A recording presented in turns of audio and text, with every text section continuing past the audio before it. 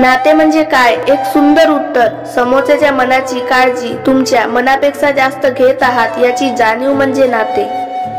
जरी बुद्धी कितीही तीक्ष्ण असली तरीही नशिबाशिवाय जीवनात जिंकता येत नाही.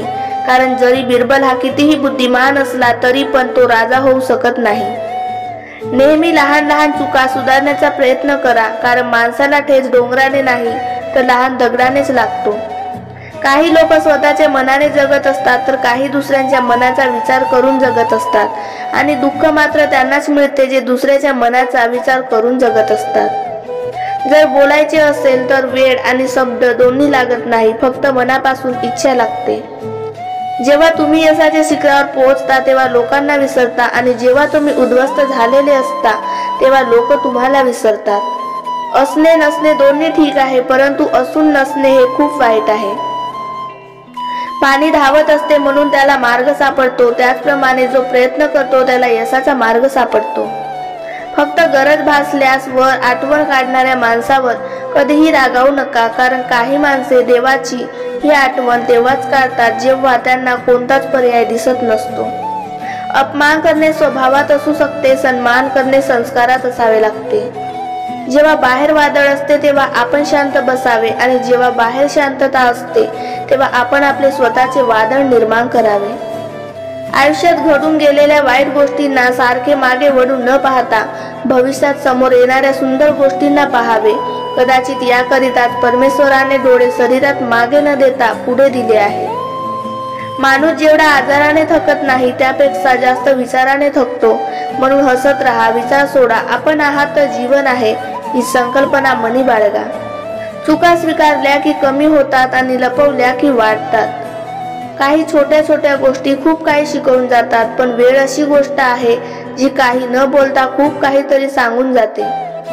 गाठ कशीही असली तरी सोडविता येते, प्रश्न फक्त आतल्या गाठीची माणसे भेटल्यावर उभा राहतो. प्रत्येक माणसात देव असतो, मग तुम्ही मंदिरात का जाता? खूप सुंदर उत्तर. वारा तर उन्हातही वाहतो, पण त्याचा आनंद सावलीत बसल्यावरच मिळतो. तसेच देव सगळीकडे असतो, परंतु त्याचा आनंद मंदिरातच मिळतो. यशस्वी आयुष्याचा प्रवास करताना काही गोष्टी सोडायच्या असतात. भूतकाळाचा पश्चाताप, भविष्यकाळाची काळजी सोडली की वर्तमानातला आनंद कस्तुरीपेक्षा मौल्यवान असतो. जीवनाची लढाई ही एकट्यानेच लढावी लागते. लोक सल्ले देतात पण साथ नाही. लोकांचे सल्ले जरूर घ्या, कारण ते फुकट असतात, परंतु निर्णय मात्र स्वतःच घ्या, कारण ते अमूल्य असतात. प्रवास एकट्याने झाला तरी चालेल, पण वाट मात्र स्वतःचीच असली पाहिजे. लोकांचा आदर फक्त त्यांची संपत्ती, सत्ता आणि संपन्नतेसाठी नाही केला पाहिजे, तर त्यांचा सन्मान, त्यांची उदारता, सज्ञान आणि त्यांचे वागणे यावर केला पाहिजे. स्वच्छ मन आणि माणुसकीचे निस्वार्थी धन अंगी असले की लोक प्रतिष्ठा आपोआप देतात. त्यासाठी पद, पैसा, प्रसिद्धी याची आवश्यकता भासत नाही. काही नाती असूनही दिसत नाही, आणि काही नाती दिसत नाही पण नेहमी सोबत असतात. यशस्वी आयुष्यापेक्षा समाधानी आयुष्य केव्हाही चांगले, कारण यशाची व्याख्या लोक ठरवितात आणि समाधानाची व्याख्या आपण स्वतः सिद्ध करतो. आयुष्यामध्ये नेहमी एक गोष्ट लक्षात ठेवा की जी गोष्ट तुम्ही कमवू शकता ती गोष्ट दुसऱ्याकडून मागणे बंद करा. ताकद आणि पैसा आयुष्याचे फळ आहे, परंतु परिवार आणि मित्र आयुष्याचे मूळ आहे. झाड फळाविना जगू शकते, परंतु मूळ नसेल तर झाड उभे सुद्धा राहू शकत नाही. आयुष्यामध्ये मागे पाहिले तर अनुभव मिळेल, पुढे पाहिले तर उमेद मिळेल, आणि आजूबाजूला पाहिले तर सत्य दिसेल, परंतु आपल्या स्वतःमध्ये पाहिले तर परमात्मा दिसेल, आत्मविश्वास दिसेल. विश्व गरजेच्या नियमावर चालते. लोक थंडीमध्ये ज्या सूर्याची वाट पाहत असतात त्या सूर्याचा उन्हाळ्यामध्ये तिरस्कार करतात. तुमची किंमत तेव्हाच होते जेव्हा तुमची गरज असते. कधी कधी आपण चुकीचे नसतो, परंतु आपल्या जवळ ते शब्द नसतात जे आपण बरोबर असल्याचा पुरावा देतात. चांगले जीवन मिळवण्यासाठी जीवन जगणेच विसरून गेलो आहोत आपण.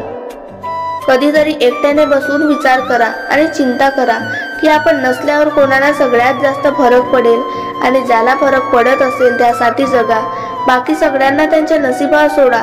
विश्वास ठेवा, असे केल्याने तुमचे जीवन सुखकर होईल. भलेही तुमच्याजवळ सर्व प्रकारच्या डिग्री असतील, परंतु जर तुम्ही आपल्या माणसांचे डोळे वाचू शकले नाही तर तुम्ही अशिक्षित आहात. कडुलिंबाच्या पानांना तुम्ही कितीही दह्यात किंवा साखरेत मिसळवा, परंतु ते पडूच राहते। तसेच दुष्ट व्यक्तीला तुम्ही कितीही ज्ञान द्या तरीही ते त्यांच्या दुष्टता सोडत नाही। कोणी आपला अपमान केला किंवा आपल्याला नाकारले तर त्यापासून लांब जाण्यापेक्षा त्यांच्या समोर राहून काहीतरी असं करायचे की आपला अपमान करून तो माणूस कायमचा पस्तावा करेल।